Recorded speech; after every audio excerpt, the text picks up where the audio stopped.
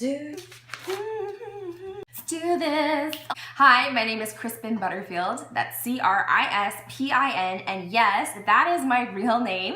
I get asked that question all the time. I'm sending this submission in from beautiful, sunny Kelowna, British Columbia. I have a design company here. I also have a company in Manitoba, and I have 2 designers that work for me there in Brandon, and I manage the company from here in BC. So my background doesn't start in design. Some people say that, you know what, when I was a kid, I rearranged my room and I was constantly wanting to change things up. And I mean, I might have done that, but I don't think that I was obsessed with that as a child. I actually studied to be a classical ballerina for 15 years in ballet. I went to the Royal Winnipeg Ballet School professional division for their summer school when I was 14 years old. And it was there when I had an injury and I couldn't dance that I actually for the first time was able to see from a different perspective. And I realized, you know what?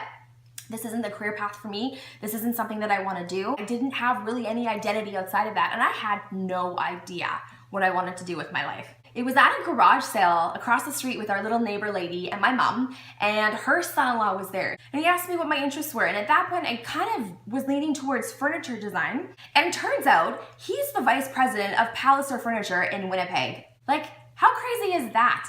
So he put me in his office in the corporate design department, and I got to work in the R&D department, and we got to make prototypes. We got to work on the patterns and the framework for furniture before it went to mass market. And from that, I sort of figured furniture design wasn't for me, but this thing called interior design was just hitting the marketplace. HGTV was blowing up. There were all these design shows, Trading Spaces. Don't get me started on that show.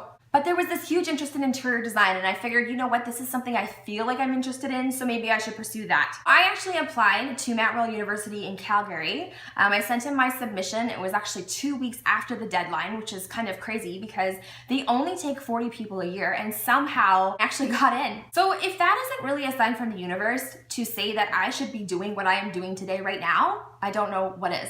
And when I got out of school, I moved back to Brandon to sort of move all my stuff back to my mom's house and figure out my shit, what I wanted to do with my life. And I was sort of conflicted because in school they teach you that the real designers, the good designers, leave university and they join a firm as a junior designer and they work their way up. And to be truthful, I had no interest to go and work for somebody else. I just didn't. So at 22 years old, I started my own company, and here I am. I left university with a lot of great technical skills like AutoCAD and design theory. But literally, no one teaches you how to run a company. No one teaches you how to deal with clients or what to expect in the real world. They just don't. So I feel like everything I've learned, I've had to figure out on my own through trial and error. There's been a lot of trials, there's been a lot of errors. But throughout my career, I've had almost serendipitous moments where opportunities and experiences just sort of kept coming and falling into my lap. And when I look back in hindsight now, it truly shows me that I am doing exactly what I'm supposed to be doing on this planet. We have had every type of client, every type of budget you can possibly imagine. So I feel like we've got a lot of experience, and I feel like I've got a lot of history that I can help bring to the show. We've seen it all. I feel I've got the skills, I've got the execution, I have the personality, I've got the people-to-people skills, I've got people skills to bring to the table that would help you create a killer show. Now, when I had to choose a space to submit for the photos for this audition, I decided, you know what, I'm just gonna show you my own condo. I actually kind of had forgotten how many pieces I have from Ikea in my condo myself. What better way to show you how you can take high-end pieces, low-end pieces from Ikea, and when done correctly, put it all together, you can have this amazing space that doesn't look like it just jumped out of an Ikea catalog.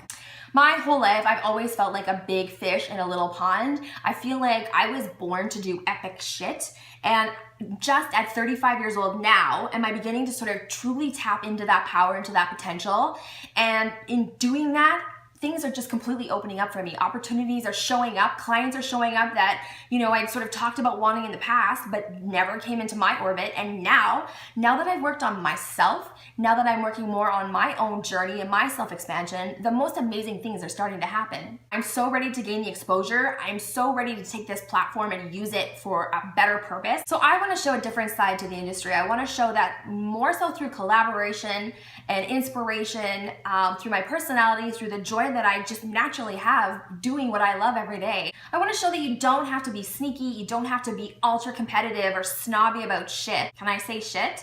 To be a successful woman in business, especially in the design world. So I feel like my dream job would be to continue to do what I'm doing and just do it on bigger levels, gain a larger platform to reach more people. Maybe that's nationally, internationally. I would love to be a brand ambassador for different products, but I also have another passion that I haven't mentioned. I love working with women in business, especially designers or women in the creative arts, creative industries, because we are all cut from similar cloth. We all are people pleasers, and somewhere back in our past, we were praised more so for talent, more so for results, than we were for our self-worth and our values and our personalities, what intrinsically makes us unique. And that doesn't always translate well into the business world. I feel like you drop opportunities, you don't step up to the plate at 100%, you don't really use and tap into your full potential. I get other people contacting me, asking me questions about design that I think, why are they asking me these things?